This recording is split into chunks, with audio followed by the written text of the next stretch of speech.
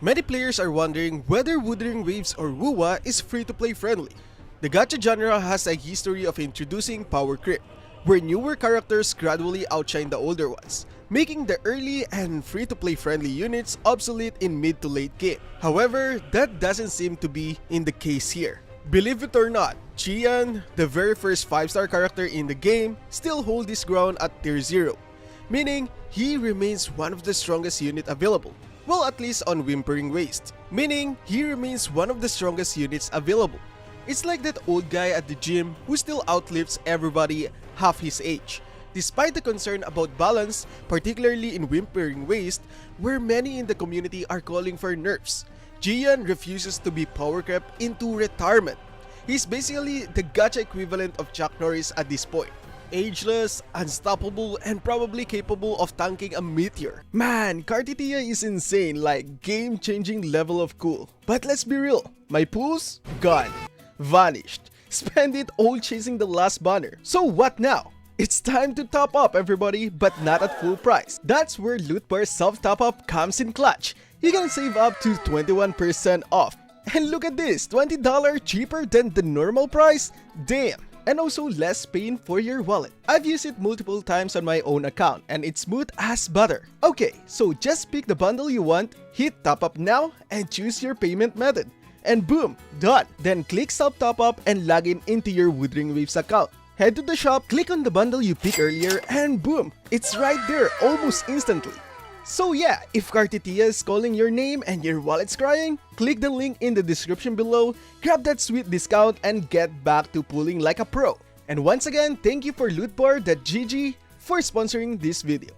Now let's go and talk about Rover, the main character who actually does something. In most gacha games, the main character is about as useful as a tutorial pop-up that you can't even close. They exist to make you feel good before getting outclassed faster than the free trial cancellation. But in Wuthering Waves, Rover actually improves over time. This isn't your usual protagonist who get left behind like an NPC with bad pathfinding. With buffs, new echo sets, and strong sub-DPS potential, Rover isn't just along for the ride. They're driving the meta bus and occasionally kicking people off for good measure. In Wuthering Waves, skill is greater than spending, but spending still helps, let's be real. Wuthering Waves set itself apart by making combat skill-based. Dodging, parrying, and perfect timing matter more than just throwing money at the screen and hoping your credit card swipes in time. That said, if you do have a 5-star limited character, things get a lot smoother. It's like cooking. Sure, you can make a meal with basic ingredients like salt and meat, but having a professional grade stove and sous chef named Pierre, it certainly helps. Now let's go and talk about this. Skill issue? I'll beat the game with a toaster. Some player takes skill expression to a whole new level. One person even cleared the hologram 6 fallacy, one of the hardest fight in Wuthering Waves, using a dance pad, a drum, a guitar controller, a 3-inch controller, and even a bucket while blindfolded. If someone can conquer the endgame content with a setup like this that looks like they lost a bet, well yeah, this game rewards skill. Just know that there's someone out there beating it with the old Nokia 3210 phone. Kuro Games, the dev who actually like their players. Kuro Games has built a reputation for being one of the more generous developers in the gacha industries. Unlike many companies that treat their players like walking ATMs, Kuro Games actually listen to feedbacks. For example, as part of their compensation for not meeting the launch expectation, they actually gave out a lot of pulls. That level of generosity is rarer than a good pull on a single ticket. Now let's go and talk about the 50-50 gacha curse. Pulling for a 5-star in Wuthering Waves follows the infamous 50-50 system. Basically, you either win big or get sent to the standard banner jail, where the consolation prize is a character you didn't want. It's like ordering a Wagyu steak and getting served a microwave burrito. Technically food, right, but not what you were hoping for.